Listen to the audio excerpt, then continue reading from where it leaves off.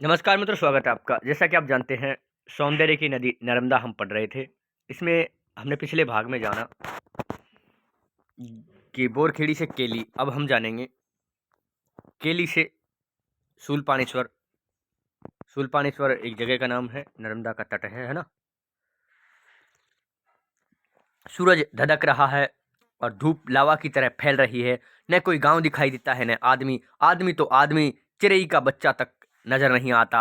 इस नीरव निर्जन संसार में लगता है हम अकेले हैं, एकदम अकेले। इस वीरानी और शून्यपन में नर्मदा ही हमारा एकमात्र अवलंब है।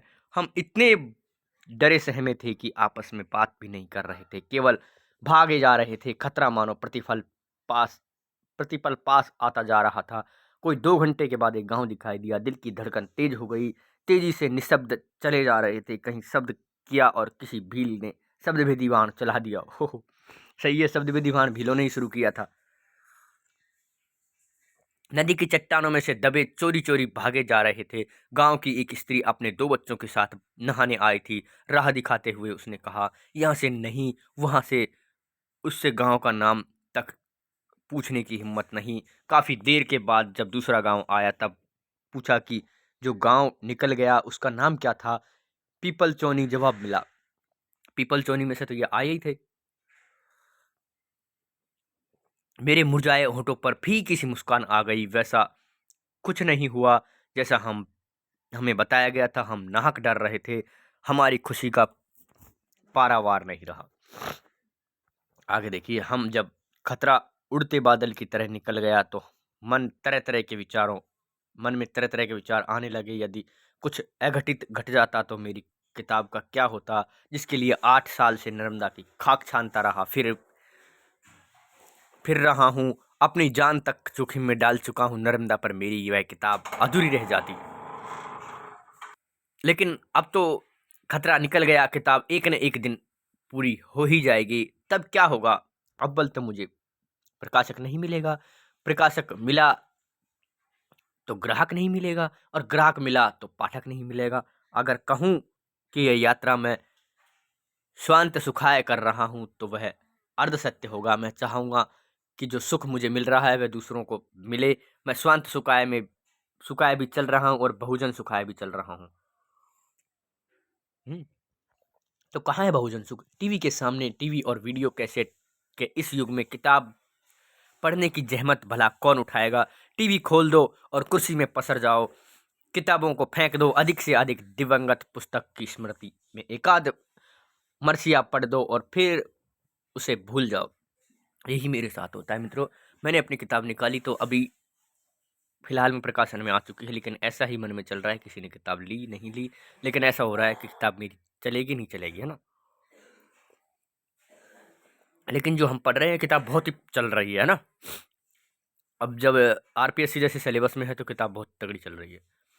यह है पुस्तक की नियति, अच्छी तरह जानता हूँ। फिर भी इसी किताब के लिए खूब खून पसीना एक कर रहा हूँ। मूर्ख!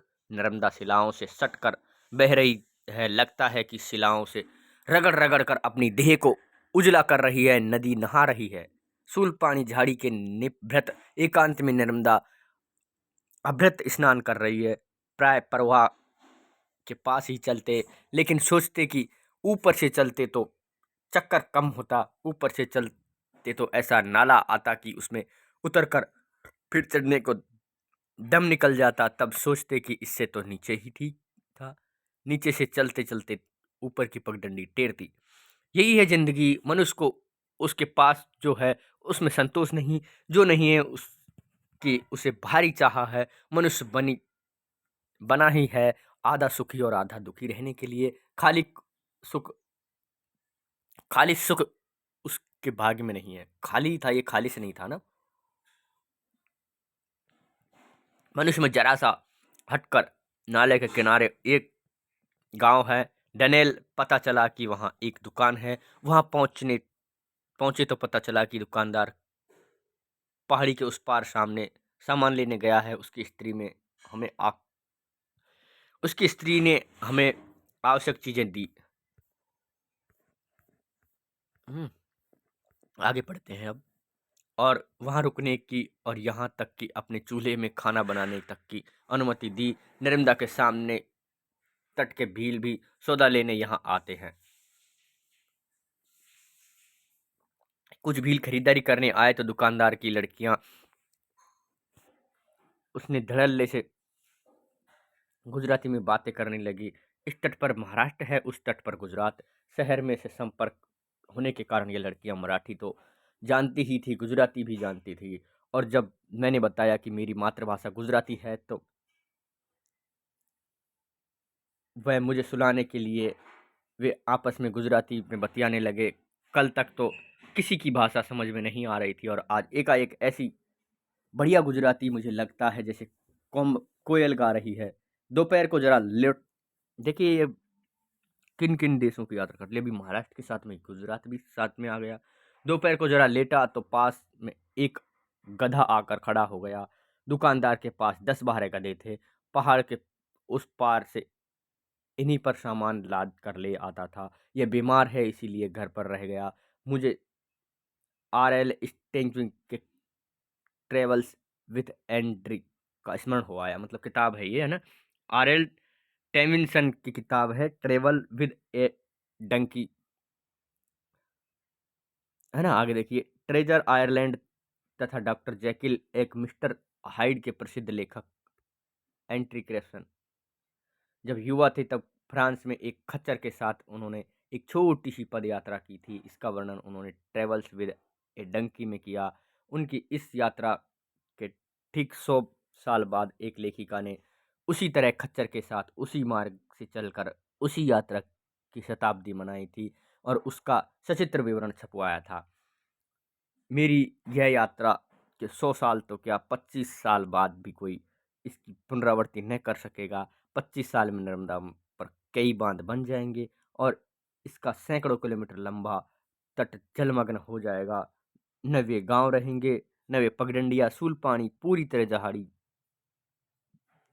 डूब जाएगी। पिछले 25,000 वर्षों में नर्मदा तट की भूगोल जितनी नहीं बदली उतनी आने वाली 25 वर्षों में बदल जाएगी, क्योंकि पुड़िया इतनी सारी बन रही थी ना कि वो समझ जाएंगे कि अब हो गया बदलाव। और न आगे देखिए, हमारे देश की इस प्राचीनतम नदी पर आधुनिकतम बांध बांधे जा रहे हैं। इस पर जितने बांध बन रहे हैं उतने ही भारत की अन्य नदी पर नहीं। नर्मदा का जो विशाल जल भंडार अभी तक व्यर्थ जाता था अथवा बाढ़ के कारण नुकसान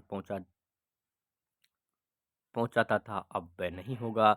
मध्य प्रदेश की और गुजरात का तो काया पलट हो जाएगा। नर्मदा तो बस नर्मदा ही है। जैसा भव्य उसका अतीत वैसा ही उसका उज्जवल उसका भविष्य, है ना। आगे देखिए, सुबह मुर्गे की बांग के साथ चल पड़े। वहीं वहीं दृश्य देखकर अब थकने लगे। पहाड़ियों के रेवड़ खत्म होने ही नहीं चाहते। कई दिनों से प्रकृति का खुला विस्तार नहीं देखा। नजर दूर तक जाती ही नहीं, पहाड़ियों से टकरा कर आप वापस आ जाती। अब वह पाषाणपुरी खत्म हो तो अच्छा हो। आज ही खत्म हो जाएगी। दोपहर तक सुल्पानेश्वर पहुंच जाएंगे। झाड़ी वहां खत्म हो जाती है। बस आज भर की बात है। नर्मदा की उंगली पकड़कर बढ़ रहे थे। अब मार्ग कुछ आसान है। कहीं कहीं जरा सी समतल भूमि भी दिखाई देती है। पेड़ भी दिखाई देने लगे, लेकिन ठूंठ नंगे नंगे। हवा इतनी गर्म हो गई कि लगता है अगर छोटी सी चिंगारी डाल दें तो हवा आग पकड़ लेगी। चलते चलते सोचते काश हमारे पर लग जाते और हमें अपने थैली समेत आकाश में उड़ जाते। ऊपर से धागे सी पतली नर्मदा कैसी दिखती। लगता मानो इन पहाड़ों ने अपने वक्ष पर यज्ञोपवीत धारण कर रखा हो। नर्मदा धरित्री का यज्ञोपवीत ही तो है। एक जगह एक लंबी संकरी नाव अपनी पीठ पर मछुआरों को लिए नदी की धार से चीरती तेजी से चली आ रही थी। शायद यह नाव नहीं, लकड़ी के लट्ठे थे। एक गांव में ढोल नगाड़े बज रहे थे तो एक जगह नर्मदा की तेजी से भागती जलधाराएं धमा चौकड़ी मचा रही थी। लेकिन आज हमारा ध्यान शूलपाणेश्वर पहुंचने में था। आज हमारे पांव में पर लग गए थे। उमर खेड़ी, चमल खेड़ी और धान खेड़ी पार करके तपती तिपहिया में जब शूलपाणेश्वर के मंदिर पहुंचे तो थक कर निढाल हो चुके थे, लेकिन इस बात की खुशी थी कि आखिर शूलपाणी की दुर्गम और खतरनाक झाड़ी हमने सही सलामत पार कर ली। मंदिर के बाहर एक मेटाडोर खड़ी थी। मेटाडोर मतलब पिकअप होती है आजकल, उसको हम कहते हैं। उसमें बैठकर बहुत से स्त्री पुरुष झाड़ी के अधिष्ठाता देवता भगवान शूलपाणेश्वर के दर्शन करने आए थे। स्त्रियां भोजन बना रही थी, खूब सुगंध आ रही थी। भाग्य ने साथ दिया तो हमारा बुलावा भी आ गया। मैं नहाने चला गया, देर तक नहाता रहा और सोचता रहा कि कितने जितने प्रपात नर्मदा में हैं उतने भारत की अन्य किसी नदी में नहीं, लेकिन प्रपात बाहुल्या नर्मदा की इस पूरी जहाड़ी में यहाँ 80 मील तक पहाड़ियाँ ही पहाड़ियाँ, और यहाँ तक से एक प्रपात हो सकते हैं, एक से एक प्रपात हो सकते हैं। वहाँ एक भी प्रपात नहीं। वहाँ बड़ी ढुलकती है, लुढ़कती है, फिसलती है, तेजी से भागती है ना। नर्मदा मतलब जहाँ प्रपात होना चाहिए ना, वहाँ प्रपात नहीं है। लेकिन यह नर्मदा का ही कौशल है कि एक बार भी गिरती नहीं। 15 दिनों तक न आईना देखा था, न दाढ़ी बनाई थी।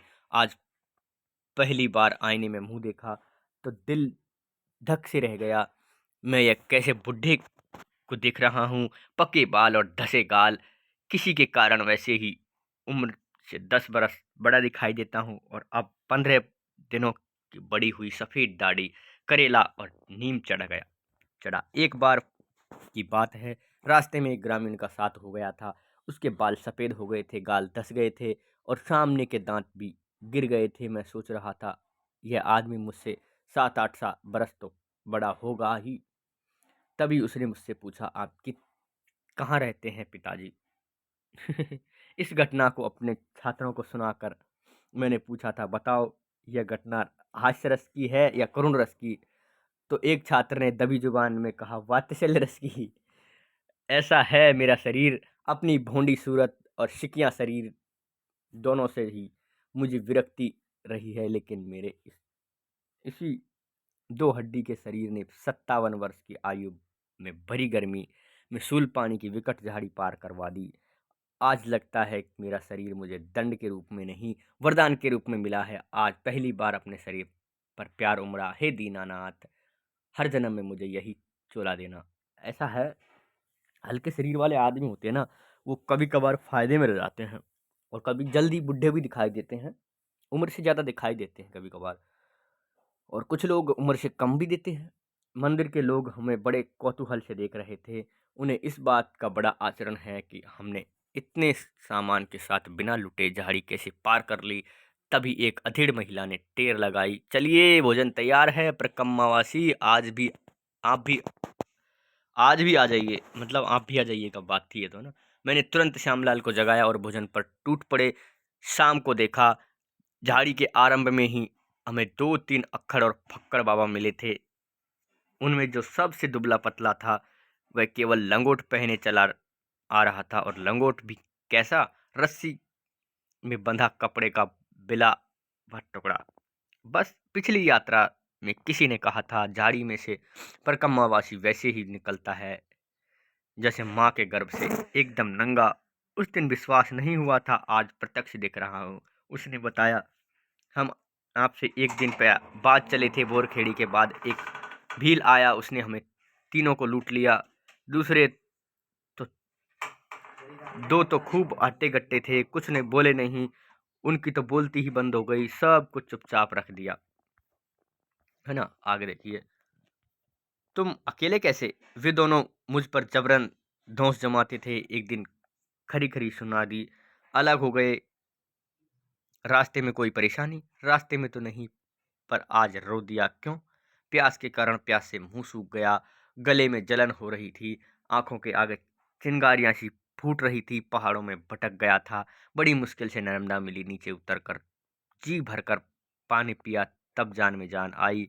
इस धधकती धूप में उघाड़े बदन, खाली पेट, भट्टी सी तपती चट्टाने पर नंगे पांव एकांकी चलना कितना कष्टप्रद हो सकता है, इसकी कल्पना कर मैं सिहर उठा। कष्ट सहन करने की यह पराकाष्ठा। पराक्रम शब्द आज पौरुष का वाचक है। मूल में परिक्रमा तथा पराक्रम दोनों की धातु एक है ना। पराक्रम अर्थात आगे बढ़ना, सतत चलने जाना। नर्मदा परिक्रमा में अगर सचमुच यही पराक्रम है तो शूलपाणी झाड़ी पार करने में है। इसी अधेड़ महिला ने आकर कहा, बाबा नहीं आओ फिर भोजन कर लो, नहा आओ फिर भोजन कर लो। उसे नहाकर आने में देर हुई, कारण मैं समझ गया। नहाकर वह धूप में कड़ा रहा होगा, लंगोट जब सूखा होगा तभी आ सका होगा। शूलपाणेश्वर में महाराष्ट्र समाप्त हो गया है और गुजरात शुरू। बड़ा मनोरम स्थान है, यहाँ चारों ओर पहाड़ियों से घिरा। रात यहाँ रहेंगे, सुबह घर के लिए चलेंगे।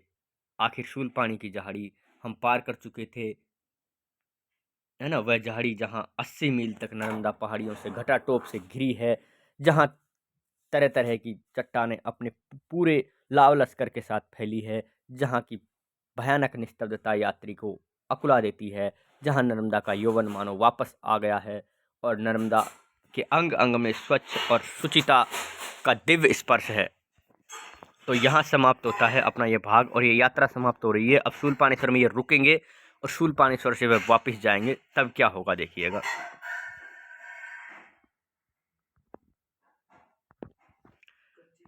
तो इस भाग में हम इतना ही जानेंगे, अगले भाग में हम जानेंगे शूलपाणेश्वर।